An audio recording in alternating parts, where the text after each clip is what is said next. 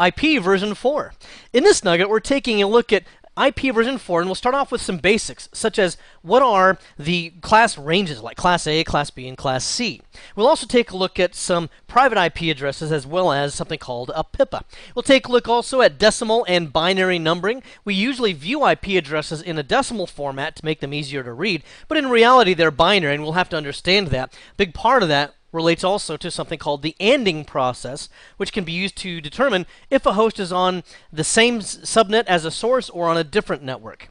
Also, we take a look here at custom subnets, which is a great way to divide up an address range into more than one subnet, or you may need to get more hosts per subnet than you already have, and we can use something like supernetting to perform that. Hey folks, let me tell you how my day got started. I had to run an errand, so I went to a place of business, and as I approached the front door, there was a man in front of me who was also going for the door, and he saw me out of the corner of his eye, and so as he opened the door for himself, he did the polite thing and propped it open for me as well. So as I approached it, I reached up to grab the door from him so he wouldn't have to hold it any longer, and for some strange reason, he thought it best to suddenly swing the door open wider so it busted into my hand, jammed all my knuckles, and actually put a cut on my hand. I don't think he realized he did all of that, and I wanted to be an upstanding fellow, so of course I said, "Thank you." And then I had to go back home and put a Band-Aid on it. Don't make fun of me, people. It needed a Band-Aid. That's how serious this was, okay? So anyway, that's how my day got started. Well, I know when it comes to IP version 4, some of us feel the same way. Yeah, we feel there's a closed door in front of us and there's nobody to prop it open. Well, that's because it's sometimes confusing. There's a lot of different terminology. There's some strange sounding things like cider. It's not like apple cider, something appealing. It's classless interdomain routing. There's slash notation. There's supernetting. All kinds of different terms which you might not have heard before or been familiar with. And then there's the math. Wow, that's daunting. You might have seen someone do some custom subnetting before, and they make it look really easy. And yet if they said for you to do it, or you try to do it on your own, well, now you're drawing a blank. You're not quite sure how to do it.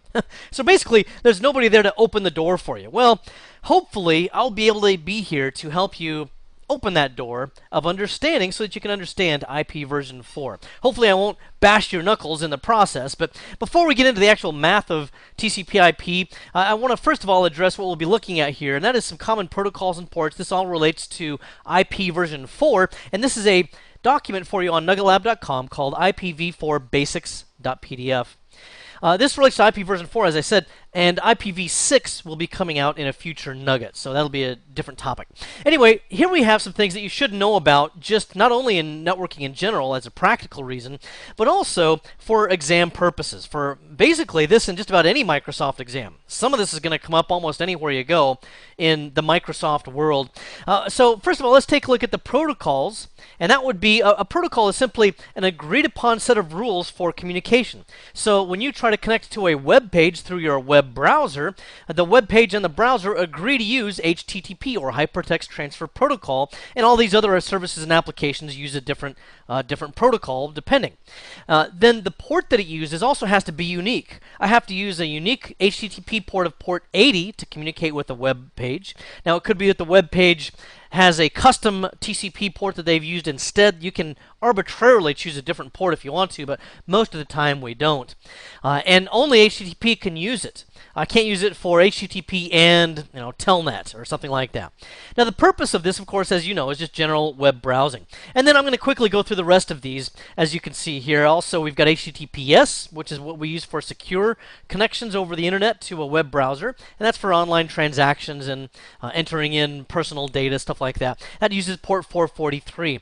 FTP is a file transfer protocol, and it uses these two ports, and I think you may have possibly used those in the past. We don't use it as much as we used to, but it is a reliable and fairly fast way to transfer files. There's also Post Office Protocol, or POP, and usually we just refer to this as POP3, which is an iteration of POP. It's TCP port 110. We use that to receive email. Then there's SMTP, which is another method for working with email, and that's on port 25. We use that to send email, whereas this one's used for receiving email. Telnet's on port 23. This is how we can remotely administer a remote computer. There's Simple Network Monitoring Protocol, which we use two ports for. There's TCP port, which is used to trap or collect information, and there's 161, which is used for sending that information. And then there's IMAP, which is another mail protocol there, and this uses port 143, both on TCP and UDP. DNS uses port 53. 53 is going to be used on TCP for zone transfers. In other words, so that two or more DNS servers can agree upon the same information. We'll look more at DNS here in a future nugget. And then UDP 53 for DNS is used for name resolution requests, so that when you type into your browser www.cbtnuggets.com, it'll resolve that for you using UDP port 53. So anyway, these are all port numbers that you should memorize that are associated with these various protocols over here on the left. Notice that there are all numbers that appear below the number 1024, well-known ports, are numbered 1 through 1024 and are assigned to specific applications and protocols and services and so on. And so some of them are obsolete. They were used years ago. No one uses them anymore. But it's kind of like a famous football player where they retire his jersey, or a famous basketball player where they might do the same thing. Some of these are retired numbers, so to speak. And if you wanted to use some other port number to do something with a new application or something like that, then you'd have to choose something above 1024. All right, so here we go with IP address classes as well, and this is something else that you should memorize. In fact, this whole document you really need to have memorized. Now, as we work with our IP address classes here, we need to understand a few things. First of all, we have three main classes that we work with. There are others, but they're not generally used in our networking purposes.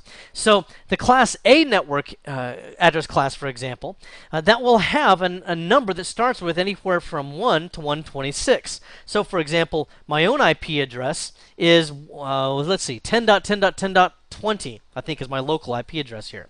So I'm using a Class A address because the first octet is a 10. We call each one of these numbers between the dots an octet. All right, and that's because they're actually 8-piece binaries that we'll take a look at here a little bit later on.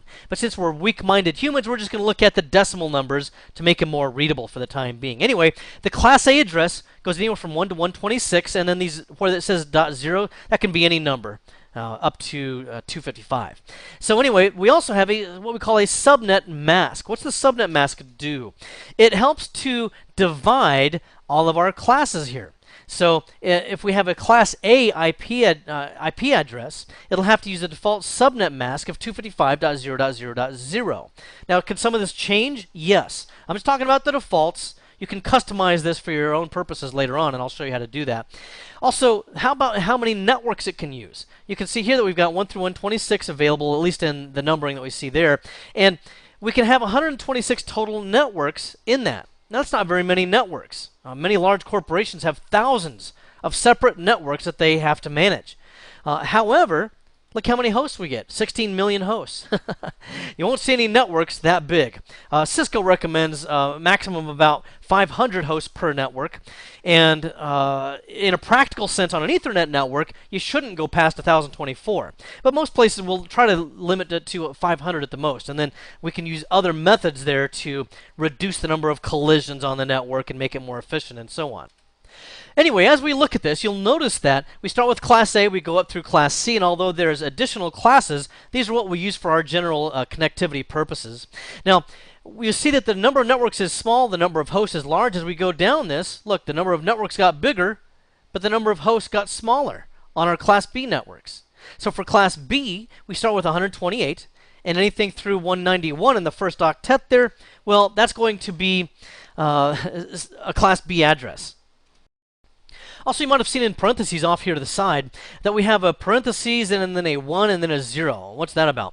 I'm simply designated then in binary. If you look at the binary number here for 128, for example, then the first two bits in binary are going to be a 1 and a 0. You'll see more about this again as we move on. The same here would be for Class A. The first binary section there, the first number will be a 0. For Class C, it's 110. Anyway, for Class B default subnet mask, it keeps selecting too much. Let me try that again. For the Class B subnet mask, the default is 255.255.0.0, and again, you can customize that later on. And you've seen the number of networks and the number of hosts. For Class C, it's anywhere between 192 and 223. Okay, and this is what it starts with in binary. Okay, and then the default subnet mask for those is going to be 255.255.255.0. You can see we get a lot of networks there, but we get fewer hosts. It's kind of a seesaw as you go up and down. It goes back and forth between the larger number of networks or the larger number of hosts. Now, another thing you might have noticed, by the way, is that we got kind of a gap here. It goes from 126 to 128. Hey, what happened to 127? Well, here it is, right down here. It's the Class A loopback address, is 127.0.0.1. For troubleshooting purposes, if you're having network connectivity issues, you will very often try to do something like ping your own IP address, ping your default gateway, ping a remote host, those sorts of things. Well, if you try to ping anybody but yourself and you're not getting an answer back, then you might want to see if everything's loaded correctly on your end. So, for example, if I have a default gateway of 10.10.10.1, I might ping it, right? 10.10.10.1, and that is my default gateway. I'm getting answers back, so that seems to be fine. Okay, but what if I were getting error messages back, or if I were to ping my own IP address, which is .20? What if that gave me errors back, or it said timed out, or some other kind of an error message? Well, then I might wonder if, number one, if there's a problem with my network card. It could point to a physical problem, or it could point to a driver issue, and I might need to download new drivers. But barring those things, I might also want to see if the TCP/IP stack, which is loaded as part of Windows, is having an issue. And if it is, you'd probably just have to restart the computer, or you could be the victim of malware, and you might need to reinstall Windows. But anyway, so if I just want to check the IP stack, instead of touching the network card when I ping down to it, then I would just ping my loopback address, which is what we talked about here, the Class A loopback address. So that would be 127.0.0.1. And then I'm getting an answer back here. Now, if I did not get an answer back, that again would point to some kind of corruption or problem with my TCP/IP stack. Now, I'd like to point this out as well. Notice that that's an entire Class A loopback address. It's not really a single address. I can ping anywhere in that entire range. So it could be 255.255. 255.254 would be the last usable address there, and I'm still getting an answer back. So what that's telling me is I can actually ping any number up through that entire 16 million addresses in the 127 Class A address range and use it for loopback. And the reason for that is because the IANA did not know that the internet would become so huge when they doled out all of these numbers, and so they kind of over-provisioned that just a little bit. Now, another thing to be very well aware of is private IP addresses. You will use these if you haven't already. These are important worldwide because we only have so many public IP addresses that we can use, and we generally don't want to use them in our internal networks because it's kind of wasteful. Because these are routable on the internet and they're needed for public use. For example, a company web page, it would have to have one of these public IP addresses out here. So for the private IP addresses, anything that's in these ranges that I show you for Class A, B, and C, those are not routable on the internet, which gives you a little bit of a tiny bit of security. Because that means that if I'm using 10.10.10.20 for my local host here in my own network, well then nobody on the internet can directly attack that IP address and hack against it. Now, it's just a little bit of a speed bump on the way to hacking because there's many other ways around that and it's really quite simple, but at least it's a little bit of a speed bump.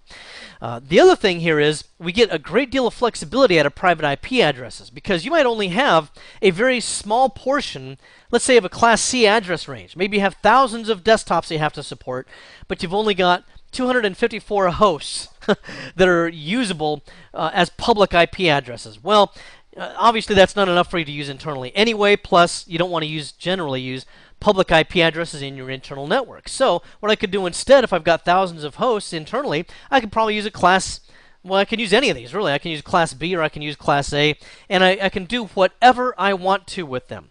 I'm a very small company.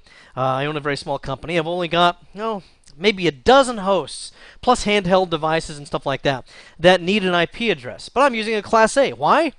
Because I can, people. Yeah, you got it. So I could use up to 16 million hosts on one Class A 10.10.10. network here. This gives me a feeling of eminent power to have that many addresses at my disposal. The next thing to be aware of, and this will appear on many Microsoft exams, and it has for years, is the Automatic Private IP Address, or APIPA. What this is about is normally our clients will get their IP address, especially your desktops and your handhelds and stuff like that, will get their IP address from a DHCP server. Now the DHCP server, if it's down or has some other issue, your Microsoft Windows clients will self-assign a Class B 169.254.something.something IP address. And very often you'll see this raised as an issue where maybe Joe can connect to his network. He can see a few other hosts on his same subnet. However, he cannot see any hosts on destination networks, on other networks, and he can't reach a file server or something like that, and he cannot communicate on the internet because this doesn't communicate on the internet either. Well, that would be an indication that he's probably got an IPIPA address, and I'd do an IP config on Joe's computer to see if he's got something that starts with 169.254, and if he does, that means my DHCP server is either down or for some other reason he's not getting connectivity to that DHCP server. Now then, so far we've only looked at IP addresses the way they appear to us as administrators, and it's just the same thing that we type in. That's a decimal number, something like this. And this is going to be called a dotted decimal notation, where each portion of the IP address is segmented by dots. Now the reason why we see IP addresses this way is simply so that it's easier to read for us weak-minded humans, because your computer actually sees a string of binary numbers, something like this, only even without the dots.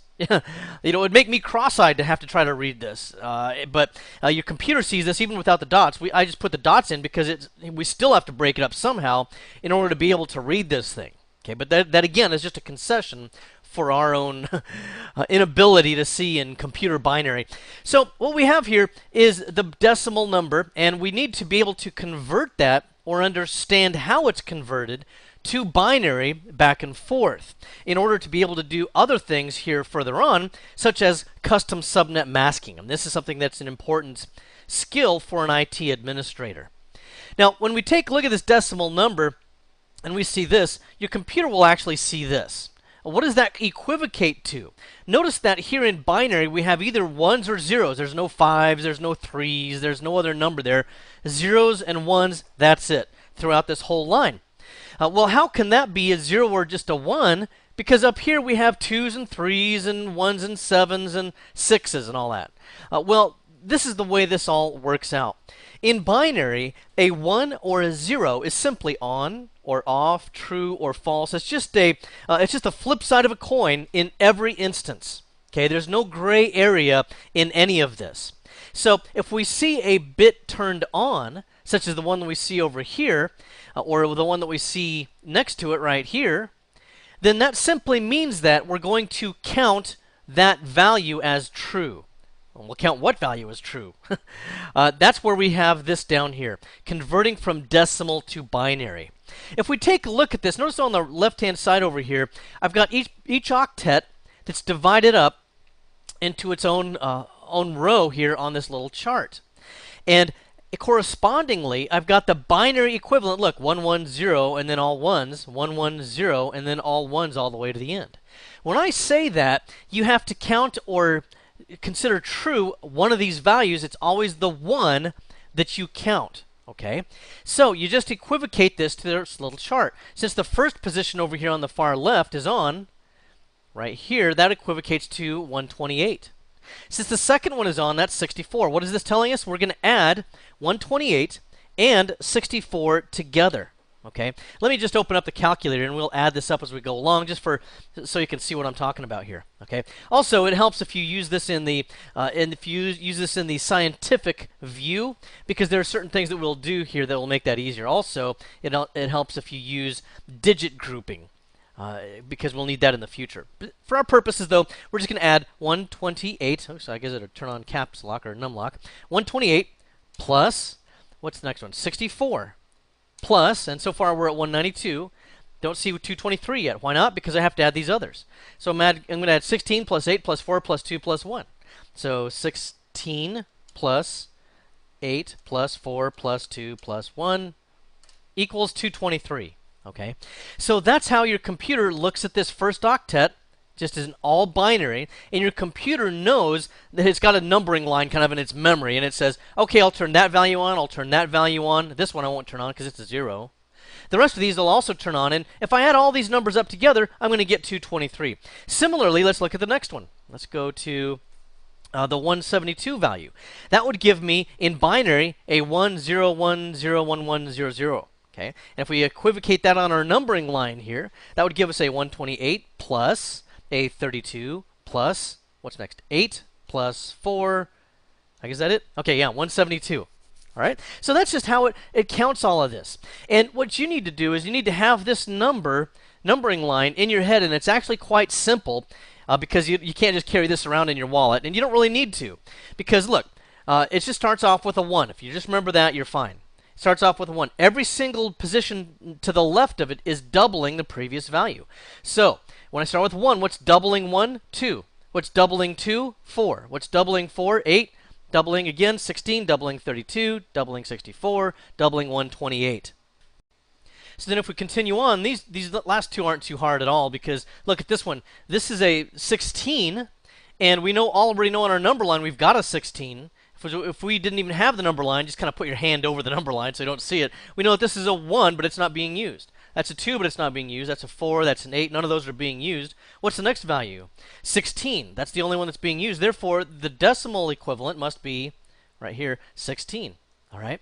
How about 31? Let me give you a quick tip with this one. We know that on our numbering line there's a 32. Of course, that's really close to 31. That's just one number away from it, right?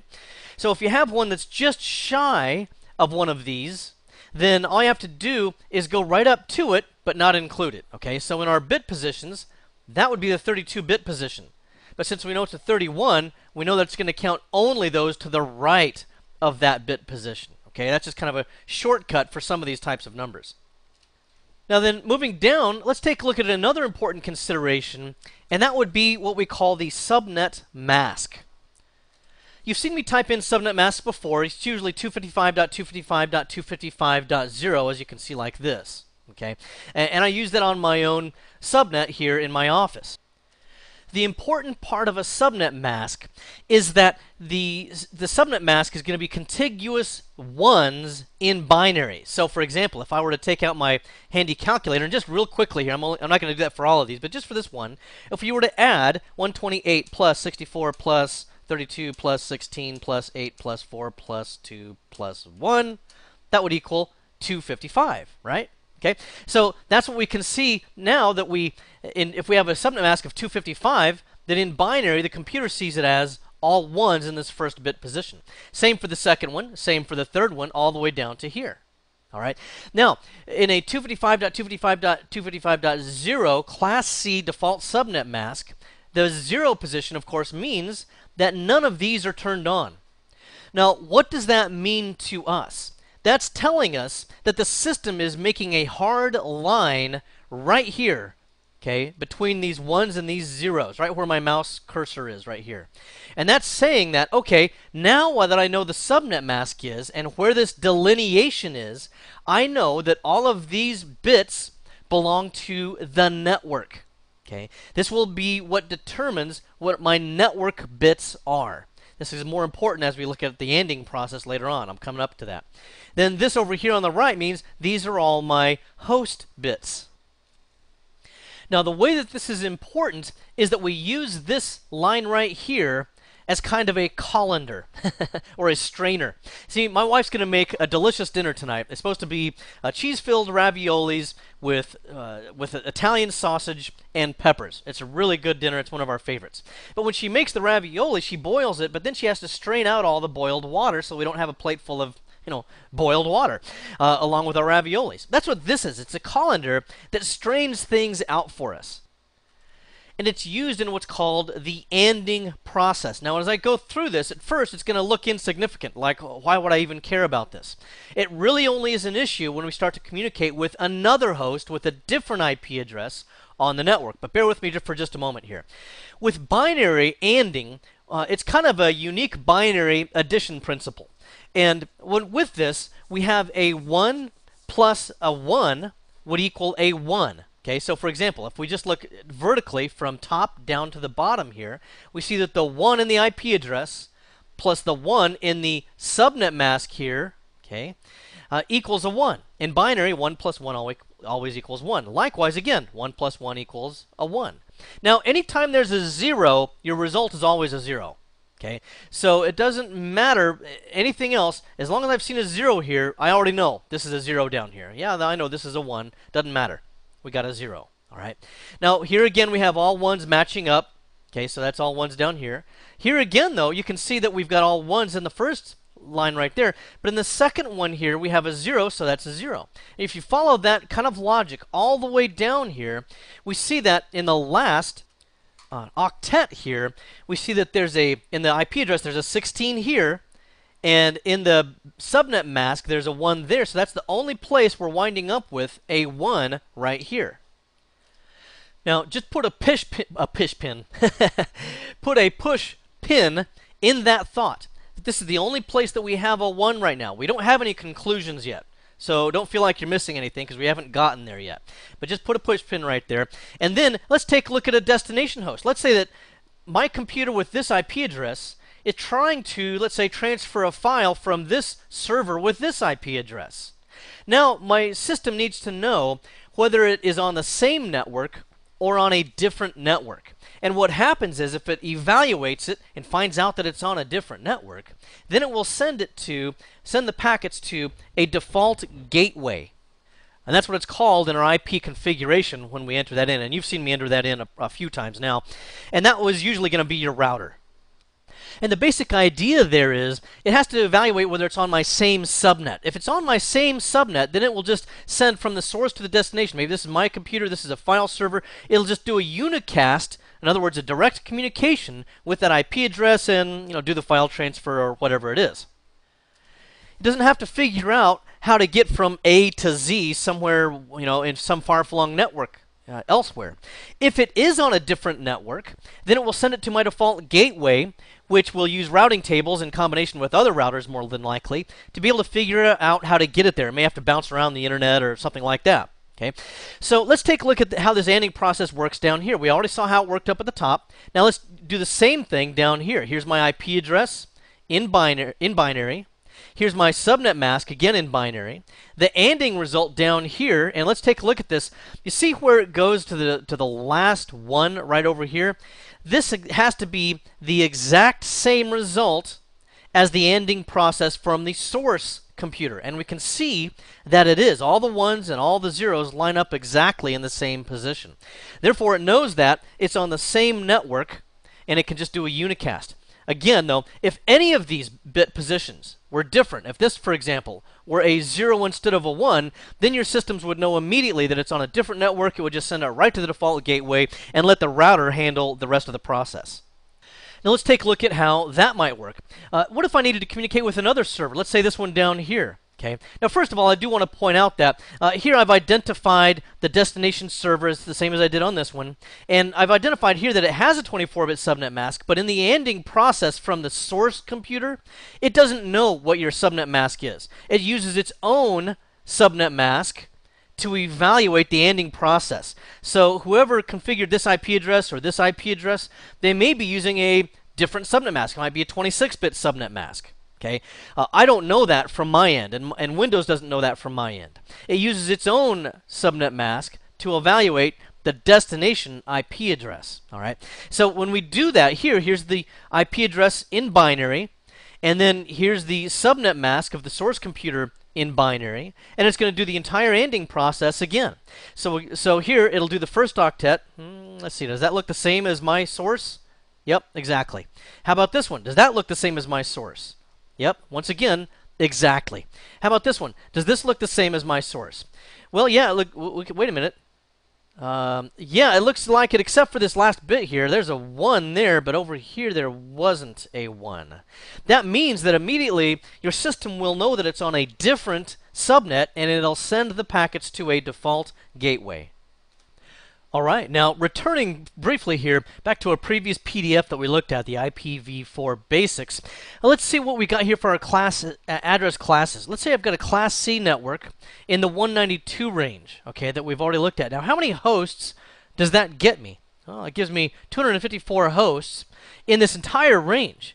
But I'm not going to get the entire range in a specific company very often. Usually, it's going to be assigned to us from a networking group, from your Cisco heads or whatever, and they'll say, we're giving you this network ID, you figure out how to split it up, or something like that. Sometimes that can happen. For example, we might be in the situation where we have a 192.168.1.0 network ID right here. Actually, I'll clear that because it's a little messy. And we have a 24-bit subnet mask, which, remember, that's just 255.255.255.0. But we actually have 4 networks that we need to use that on. Unfortunately, the way this subnet mask appears right now, we can only use that on one network, and that would give us 254 usable addresses. Well, that's no good, because I got to use it for all the rest of these as well. So I also need 50 hosts per subnet. That's actually kind of good news, because since I don't need too many hosts per subnet, what I can do is to carve up this IP address range and use what we call a custom subnet mask to divide it up differently.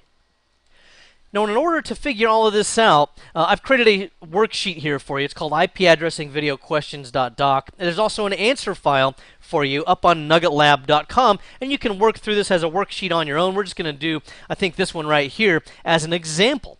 Also, the whole process of custom subnetting, difficult to memorize when you just hear someone talking to you about it, like I'm doing right here.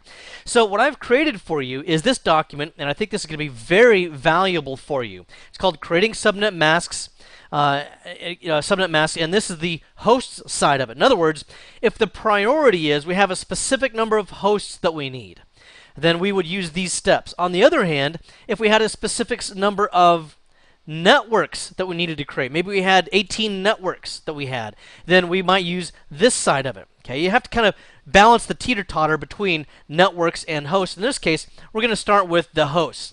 The other thing I would recommend that you do in order to check your work is to download a subnet calculator, of which there's many out there on the internet. I recommend the SolarWinds edition. They also have fantastic networking tools. Here's how it looks. Okay, probably the best thing about this is how you can install it in Windows, and yet it still gives you these Mac OS style buttons over here on the right hand side. So I find that quite interesting. Yet again, I say something out of my mouth that will probably cost me my Microsoft certification. Anyway, those kind of tools, the calculator will help you to double check your work and make sure that you got everything right. You can't use it as a crutch too much, because especially when you're taking an exam, you have to be able to do all this by hand. They'll just give you a whiteboard that you can kind of write out your chicken scratch on. Now, before we move on to the specific instructions on how to custom subnet, and that's, again, all in that PDF file for you, and I'm going to go through it verbally here, I've pasted in here some things that we need to look at for illustration's sake. For example, you know our custom subnet mask is 24. That's what the networking group gave us. They said, you're going to get this IP network ID, and then you're going to get this subnet mask. Figure out the rest for your networks. Okay. Now, we know that the the subnet mask looks like this in binary, doesn't it? We looked at that before. Now, another way to look at this is anywhere that there's a 1 is the network side. Anywhere there's a 0 is the host side. So for the network side, if we take a look at this, we know that this all belongs to the network, and this is all belonging to the host side. So there's kind of a demarcation line right here where my mouse cursor is. Now, how do I know that there's only 254 IP addresses that I can use in this? Because I think I've said that before. How do you know I'm telling the truth? Well, let's get out the truth verifier, known as the calculator, see if I'm telling you any lies. So what we do then to calculate this is we take the number of bits that can be used, that's 8 bits, and we also have to identify whether or not we're working with binary, and we are. And with binary, you can only work with a 0 or 1. That's 2 positions, right? So we'll take 2, because that represents the 2 positions, and we'll run that to the power of 8 bit positions that we see right here, right? There's 8, and that will equal 256. Wait a minute, James. You told me that there were only 254 IP addresses that we could use, and yet the truth verifier, the calculator, shows me that there's 256. Why are you holding back 2 IP addresses? Well, folks, it's part of my nefarious plan to take over the world. You see, that's why we have an internet IP address shortage, because I've been sandbagging 2 addresses at a time for years. And I'm going to hold the world hostage, and people are going to have to pay me for each IP address. No, what's going on here is there's a couple of IP addresses you can't actually use in reality. And that would be these. Let's take a look as an example. 192.168.1.0. That's the network ID, okay, that we see right up here. So if I entered that into a host, it would give me nothing. I couldn't use it. at all. And the other one would be 255, which would be where all of these bit positions were turned on. And the reason for that is that it actually is used, but not as a specific IP address for any individual host. It's used as a broadcast. So if we're trying to broadcast for anything, then we would use that address. But as an IP address that we've entered in for somebody, or that we'll use in DHCP or enter in statically, can't use it. So the method that we use to figure this out is we will take the number of hosts that we need and we'll add 1 to it. That would give us 51, right? Then we'll go to the calculator to give us some additional assistance. So in order to do this, I have to see binary, and I can't see that in this view. So I have to go here to the programmer view. Microsoft used to have both the this power of and binary in the same view, but you can't do that anymore. So you got to flip back and forth. Now, what I want to do is take the number 51 in decimal, switch that over to binary, and see how it looks. This gives me how many bit positions. That's all we care about. Don't care about which ones are ones, which ones are zeros. All I have to do is to count the bits. There's 1, 2, 3, 4, 5, 6 bits. So then what I will do is, I'll say since I've got 6 bits, I know that only 6 bits are needed for the host side of things. Now remember, we have this demarcation line right here in our subnet mask. Well, I'm about to become a line crosser, folks. Yep, haven't been called that since my dating years in college, but now I'm going to make these 2 bits right there network bits. And in order to do that on the binary line here, I'll just call these 1s. Okay, so what I've done is I've shifted the line from here over to the right, and I've now dedicated this number of bits, which is fewer bits, to the host side, and I've given more bits to the network side. Now then again, since we really only work with binary, I'm just going to kind of remove this. This is just kind of a teaching crutch for the time being, so we'll take those training wheels off. And remember, we're only working with the binary. Now the next thing we want to determine is how many hosts can I get per subnet. And we already figured out that we can get at least 50, but how many exactly can I get with this many bit positions for the host side? There's a shortcut way that you can do this, first of all, and that would be to, even though I'm looking for the host bits, I'm going to look at the last network bit that I have in the furthest most right position. And what bit position is that in? That's in the 64 bit position. So what you do is you take whatever number this is in the last network bit position and you subtract 2. That gives me 62. So looking at this, I already know that I can get 62 hosts per network. Okay, the other way I could do that is to go back to the calculator, and here you can see I've gone back over to the scientific view and say 2 to the power of, how many host bit positions do I have? 6. To the power of 6 equals 64, and then of course you minus 2 as I just mentioned. That gives us 62. And then how many networks can I have, or subnets? Well, I would do the same kind of math. I would take 2, because I've got 2 bit positions for the network side there, and I would take 2 to the power of 2, as you probably already know, is 4. Now the next thing here is, given all of this that we've already calculated, how do I know what IP addresses to use in each one of these? You know, is this 1 through 50? Is this 51 through 100? How do I know what numbers to assign to all of those? Well, for that we can still make some other calculations here. What that really means is that we need to determine what subnet IDs we need. First of all, let's fill in a few things. We've already determined that now our custom subnet mask is going to be 255.255.255 dot, and then these 2 bit positions are now for the network side. So that's going to be 128 plus 64. That's 192. Okay, so that's our new subnet mask, or also you can put that in as a 26-bit subnet mask. All right. Then we determine the maximum host per subnet. We already did that as 62. The maximum subnets we determined was 4. And now the subnet IDs is what's next. For this, you just take a look at the rightmost stolen bit where we crossed our line here, and you look at that number. What does that represent? Well, that's in the 64-bit position, right? So I'm going to be going in increments of 64. That means my first subnet ID is going to be 192.168.1.0. My next one's going to be 192.168.1.64, 192.168.1.128, and 192.168.1.192. Okay? So those are all of my subnet IDs. And in this in this diagram that I was showing you earlier for what IP addresses I use for each one of these networks, well, that's going to correspond to my subnet IDs. For example, subnet A is going to be used in the 192.168.1.0 subnet ID. What's the host range going to be in that? Well, for this, again, remember there's two that you're not going to be able to use, but let's go ahead and get started. Since we know we can't use all zeros or all ones in the host bits, then we are going to be excluding two addresses. So for this first one, it's going to be 192.168.1.1, yeah, through, and then we're going to go to 192.168.1.62. Now let's look in binary as why we can't use .0 and say 63 or .64. So if I go to 192.168.1.0, what does that equivocate to in binary? 1, 2, 3, 4, 5, 6, 7, 8 on that last octet. I already said we can't use that. So again, we're going to have to use the 1 as the first position there. So that would be like this in binary. Okay, because that's not all zeros or all ones. Now for this, on the other side of this, as we go to 62, what if I tried to use 63? Doesn't that sound like a legit number? Sure. Let's go to look at that in binary, though. That would be a 0, 0, 1, 2, 3, 4, 5, 6. Okay, that's a total of 8-bit positions. Okay, it's not all zeros, is it? No. It's not all ones, is it? Yes, it is. Because remember, these 2 bits right here don't belong to the host. Okay, I wish that thing would go away. Thank you, Microsoft. Don't need that. But these over here, those are all my host bits. And look, they're all ones. What that adds up to in binary would be 63. And so now I know that I cannot use that.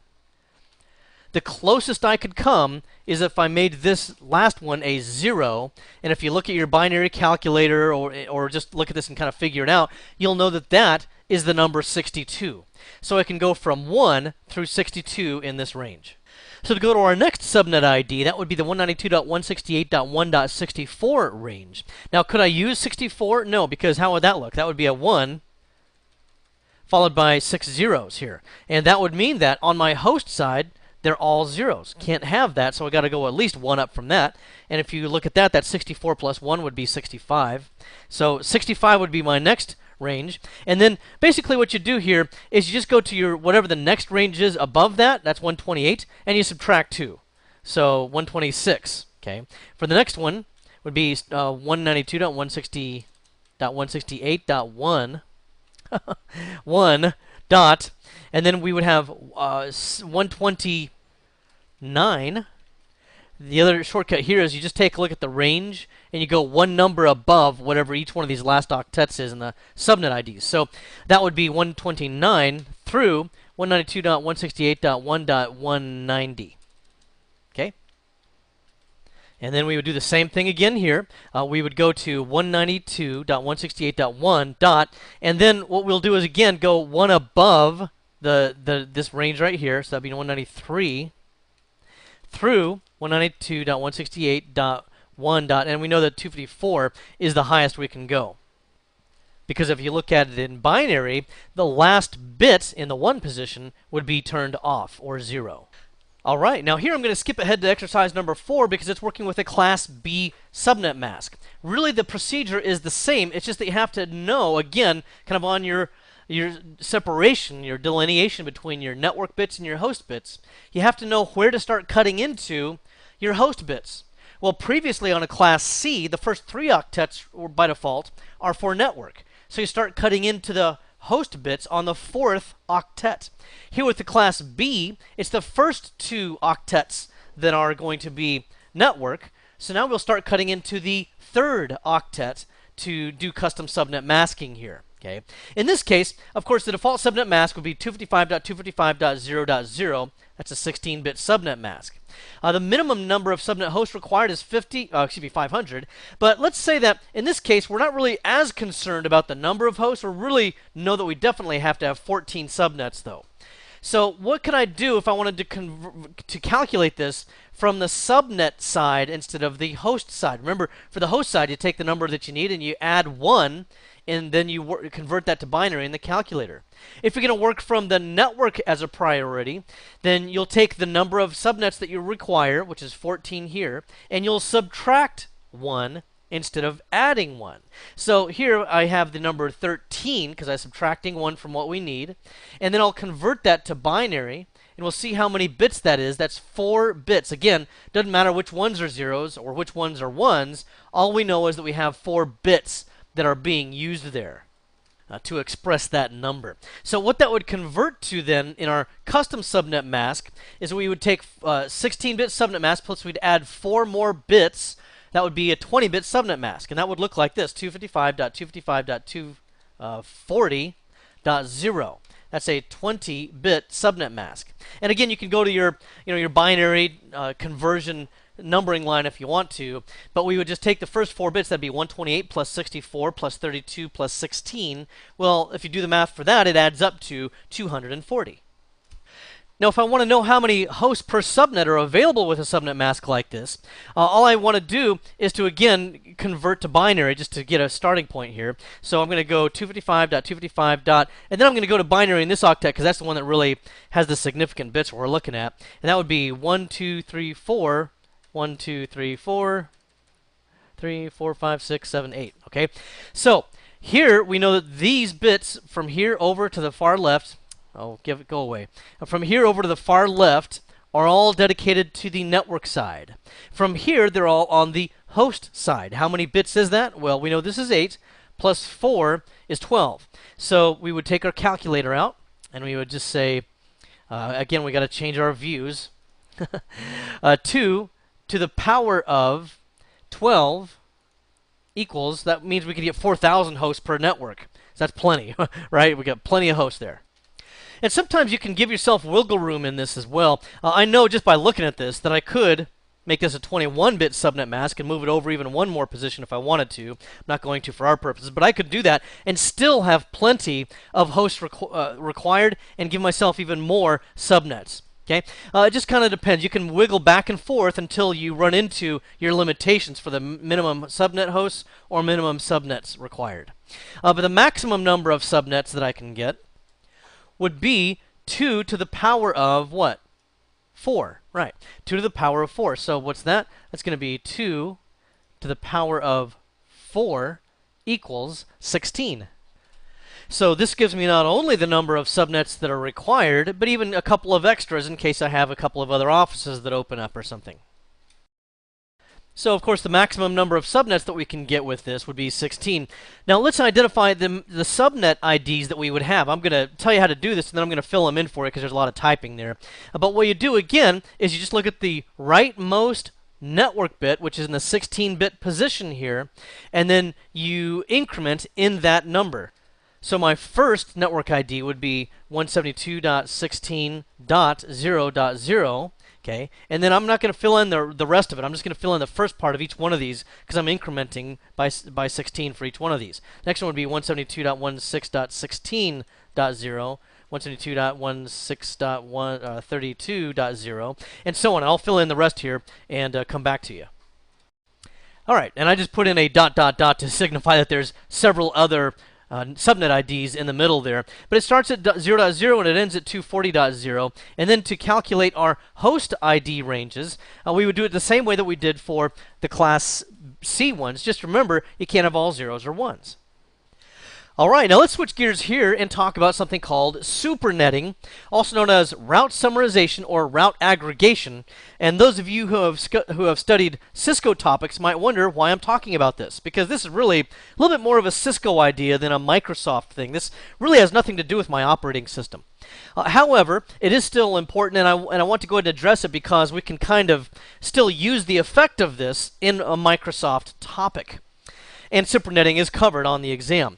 But in the something like a Cisco implementation where we're working with our network devices like routers, here's the problem. Router A needs to know about all the routes that router B knows about.